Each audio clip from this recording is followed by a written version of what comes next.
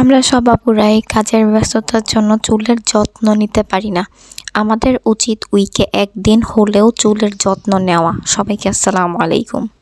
গাছ থেকে মেহেদি পাতাগুলা ছিঁড়ে নিলাম।